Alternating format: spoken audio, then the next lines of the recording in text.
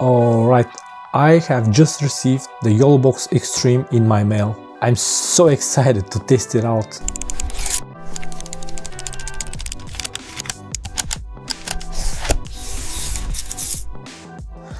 Right from the start, even without opening it, I can say that it's pretty large and heavy. I was kinda expecting that. This unit was sent to me by YoloBox so I can review it, and these will be my first impressions. I have used the previous models all the way back from the OG, the Pro model. I'm currently using the Ultra and I own the Mini model too for different kind of purposes, but this one will be something new. Oh my, that's big. That's big. This is like the size of my 10-inch iPad, but heavier. Okay, I can see that it has these external antennas right from the start, or maybe they're not here. Well, let me clarify something, because this is a demo unit. It was already opened maybe a couple times. It was already sent to another videographer or a YouTuber that made a video about it. So maybe if you purchase it, you won't receive it exactly packaged like this. It will be different. So what's here in the user manual? Yeah, nobody needs that. Okay. Why do we not have the antennas? Aren't they not in the box? Do we purchase them separately? Did I accidentally miss them?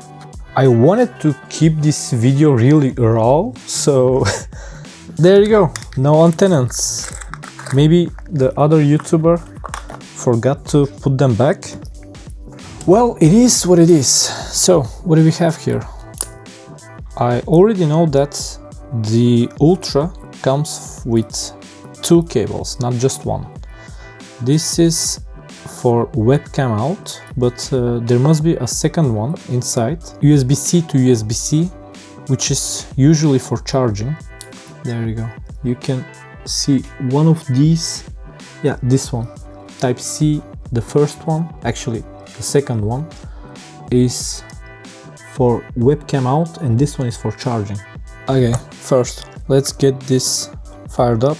I can already hear the fan noise when I pressed it. Oh, it's not firing up. Is it out of charge? Oh, you just have to press it a bit longer. Well, this is why the first impressions are, why they exist. I can definitely hear the fan. Yeah, I'm sure you can hear it too. First thing I'm going to do is that I'm gonna connect this to my home router. Okay, now that I'm connected, let me quickly go and check. No, that's really different. It's not like this on the previous models. On the previous model, it doesn't show up like this. So what do we have here? Once you go to the settings, you have the version. Currently on the latest version it says, but I know that the Extreme just received an update. We are currently running the software version 1.7.5. Let me sign in with my account. Oh, there you go. Once I have signed in with my account, and it popped up the message saying a new firmware version is available. Improved USB-C auto frame to frame stability, cropping function. Now, you know what? I'm actually not that interested from the USB-C out, but more from the HDMI out, because the previous models, there were not, I guess, I don't know about the Ultra, I've never tried, but the Pro model actually was not able to give a constant frame rate via the HDMI out. So you were not able to connect it to a recorder, like one of Atomos recorders.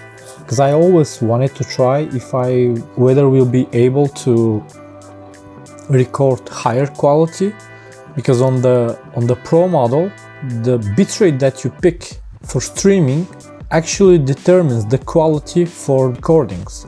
So you only have one encoder and can't really do higher quality recordings while you are streaming. So you were either be using monitor mode to record on higher quality or streaming mode, so you can stream and have some kind of backup. Okay, let's download the firmware and do the update first. So I'm going to use the Ninja 5 so I can get the HDMI out from the YoloBox Extreme to the Ninja and show you guys exactly what I see. I don't know if I'm able to do that while I'm doing the update. Let me get a HDMI cable. Okay, not the best idea to mess around while doing the updates, but yet here we are. This is HDMI out. Right from the beginning I can say there are two HDMI outs, which is different from the Ultra. The Ultra has only one HDMI out. This one has two. Okay, let's hope for the best. Put HDMI in. Signal. Signal. Oh, we are getting a signal. It says, yeah, you can't see that. It says 4K 30. The HDMI out signal is actually outputting constant 30 frames per second right now. And this is really cool. By the way, if I'm receiving 30 frames per second from the HDMI out, this video will be a huge mess because I live in Europe, and in Europe we shoot 25 frames per second, not 30. Well, let's wait for the update to finish. Then I'm gonna try to change the frame rate to 25. One eternity later. Okay, now that the firmware update is ready, I'm ready to go and check all these features and what's new in the Extreme version. I'm looking for the speed test, but it's not here. Is it though? So that's my account. Oh, connections, network speed test. Let's go for a speed test. Show more. I know these speeds can be ridiculous for some of you, but keep in mind that this is my local network in my home. So if you are on the field using a SIM card or a venue Wi-Fi, you won't be getting these speeds for sure. But this is more than enough to stream at 4K. Okay, so let's go. Live streaming.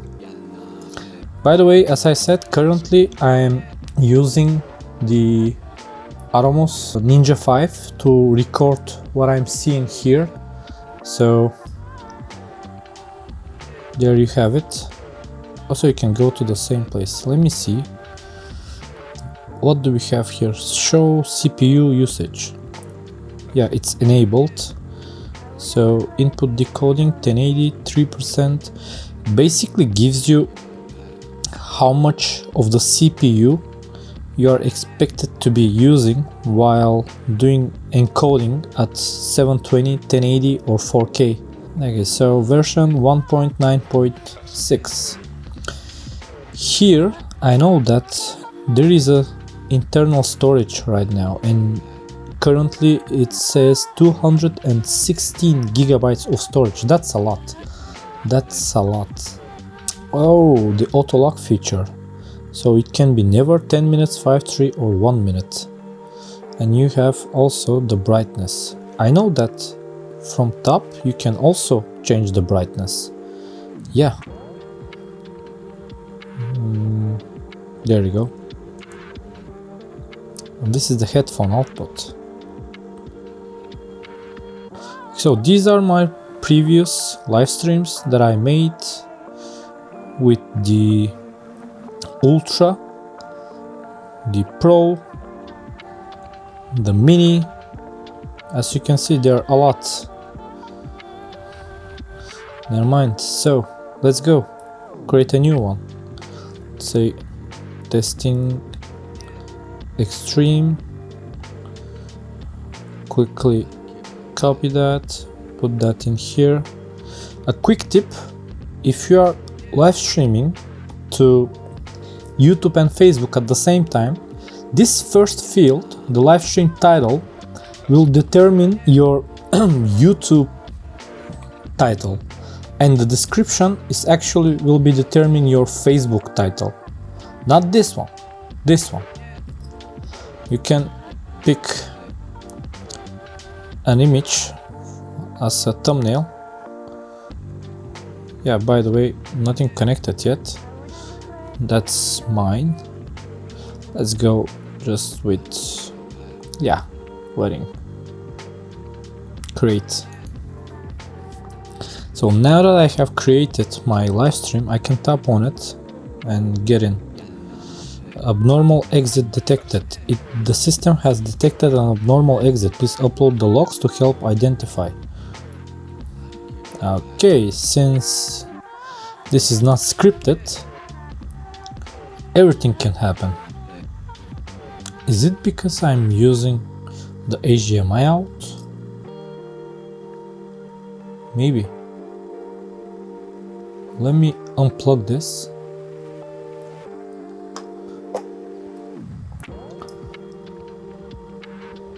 And plug it back once this comes back.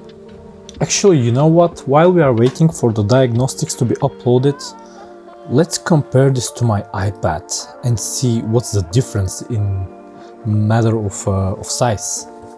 Okay, so here's my iPad. This is the first M1 edition, the 11-inch, and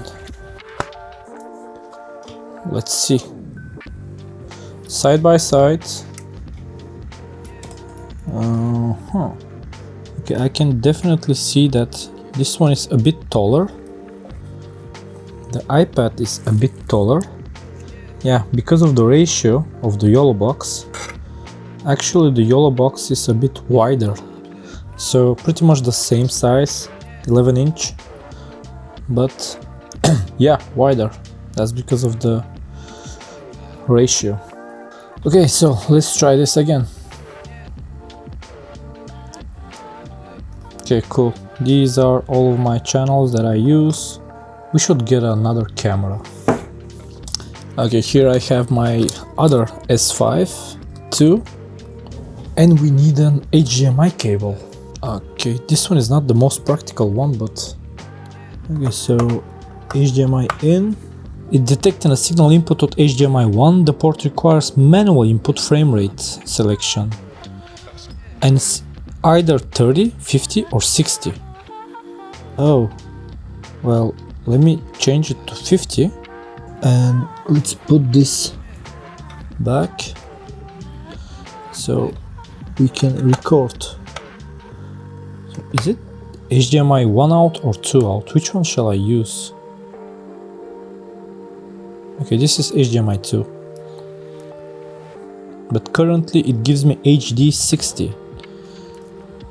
Wait a second. Let's change that. Output. Right off the back. Wait. Frame rate.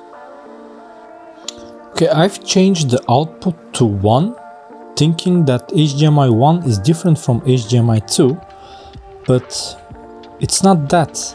Actually, if you are on 50 FPS, you can only pick 1080, but if you are at 25 FPS, then you can pick 4K. I thought that you can output 4K 50, but I don't know.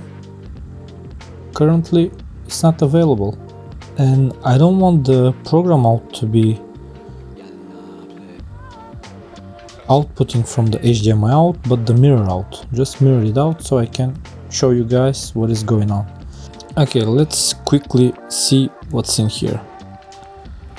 So these are all the buttons down here that you can pick whether you want them or not, or you can also, as far as I know, there you go, change their places. Usually I don't use bounding, so I'm gonna put that on last place, like this. and I'm gonna leave other ones. Okay, so let's start from the beginning. So here we have the streaming mode, where you can choose to stream directly to one platform or go for YoloLive's multi-streaming services, which they will allow you to stream up to 3 platforms: Facebook, YouTube, Twitch, or any other platform, not counting vertical streaming, because to stream vertically, this is yet not supported on the Extreme model, but it's only supported on the Ultra model right now, as of this update. By the way, not all of my channels are visible here. They're not all showing up. I don't know why, but maybe I need to just add them. Can I add another platform? YouTube, Facebook, Twitch, RTMP. That's weird. I don't see all of my channels here, but that's another problem. Now here we have the overlays. There are a bunch of overlays already built in that you can use. You were able to do this anyways with any other YoloBox, so this is not something new. There's no SD card in it yet. Here are the titles. That's new, by the way. It wasn't like that. You used to have, like, you press on overlays, and if you wanna put an overlay or a image or a title, that was on a different place. Now you have all these together on the same place. Oh, you can, by the way, do video overlays now. Oh, that's nice. That's new. I've never done that.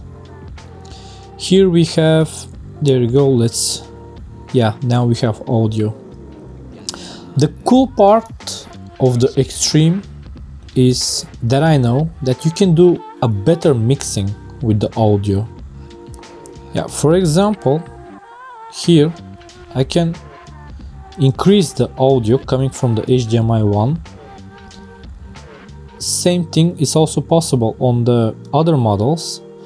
You can put some delay on it, but that wasn't possible on the HDMI. You were only allowed to put delay on the audio or the mic in, not the HDMI itself. So this is something new.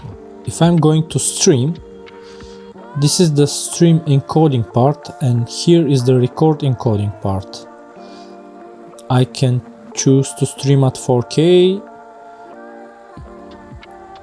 at 25, or maybe even 50, but let's go with 25.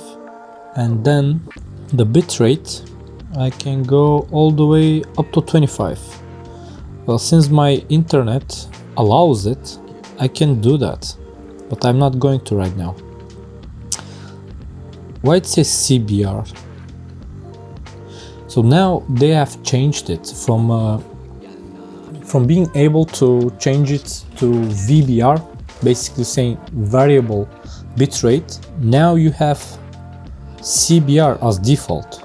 There was also another option, not only VBR and CBR, but I can't remember what was it. I've never used the other options because I knew they're not good. I've used them in the beginning when I got the Pro model. And for recording, can we do the same? Like, or maybe, you know what? Like, you do a 1080 stream. I usually go with 5 megabits per second. Oh, here you can do that. So when you do 1080, you have the option to pick between, there you go, constant bitrate, constant quality, or variable bitrate.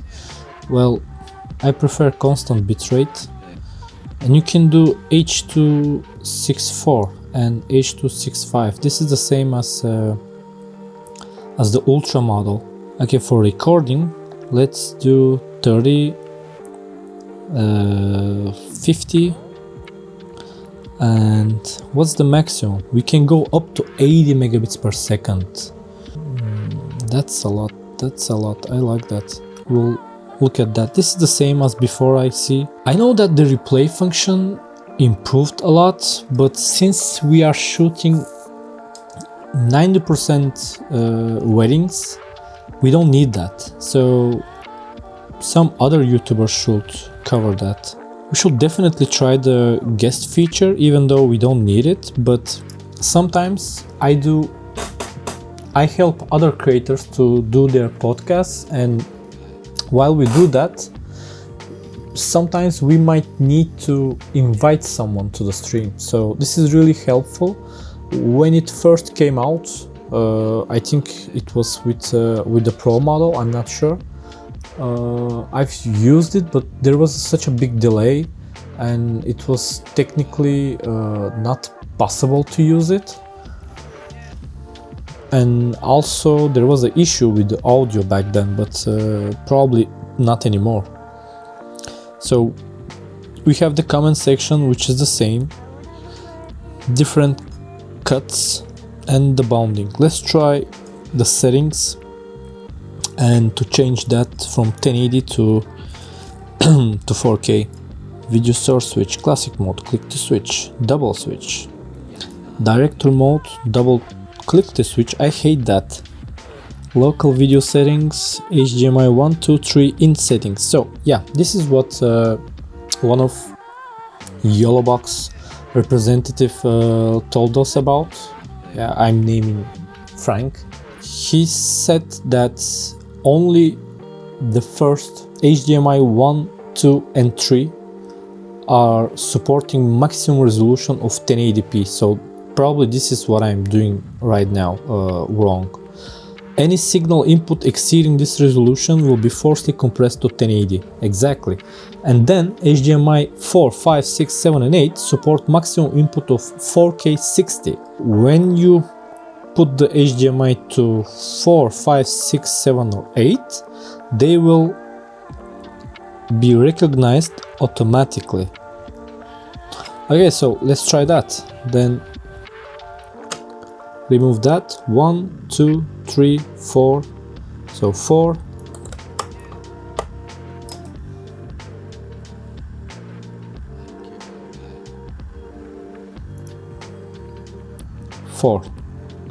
Why this is still here?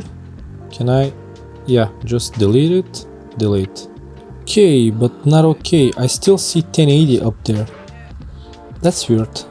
I just wanna change it to 4K, but wait, the right part is actually for the streaming. When it says 1080 up, right to the go live button, it's indicating the resolution for the streaming. It's not for the recordings. Yeah, let's try that. Here, if I go 720, there you go. Oh, that's so silly me. Okay. So then go back to the audio. Yeah, and we have audio. Okay, let's try something that I am mostly interested from, and these are the local recordings.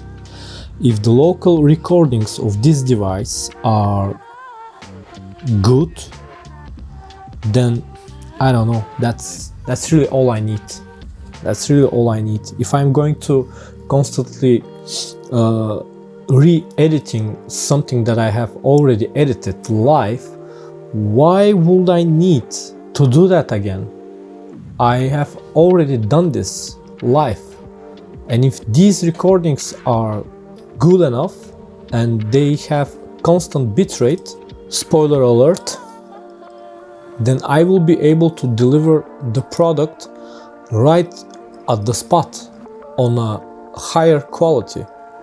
Because before that I was using the A10 Mini Extreme ISO model, but as you may know, this is a full HD switcher, it's not 4K switcher. So basically I'm using all 4K cameras, and they are S5 IIX, S5 II, a couple of them. And when we shoot mostly 4K 25 or 4K 50. And when I do the live streaming, at the same time we do internal records. So while I'm shooting, at the same time I'm also switching using the A10 Mini I'm also recording that stream as a program feed, but it's in 1080, not 4K. I have 4K transmitters. I have capabilities of streaming 4K. I have 4K cameras, but why the switcher is still full HD? I don't get it. Okay, let's try internal recording then. Rec 4K 50 at 80. Yeah, I'm currently feeding 4K 50, so start. I just wanted to see if I am going to be receiving these files as constant bitrate or a variable bitrate, which was one of the issues that I encountered while I was using the Pro model. Whenever I brought these recordings coming from the YoloBox to Premiere, and they were recognized as a variable frame rate, so the Pro model was missing some frames, that's for sure. I don't know exactly for the Ultra, because I just stopped using the Ultra as a main switcher. As I said, I was using the ATEM Mini Extreme just to do the switchings. Let's hope this time it will maybe give us constant frame rate. Okay, let's stop the recording. You know what, it's promising, because I can definitely see the big difference first. Right off the bat, the first thing that comes to your attention is the screen. It's different, it's more bright, it's kind of more vivid, and I can definitely say that the colors look pretty much spot on.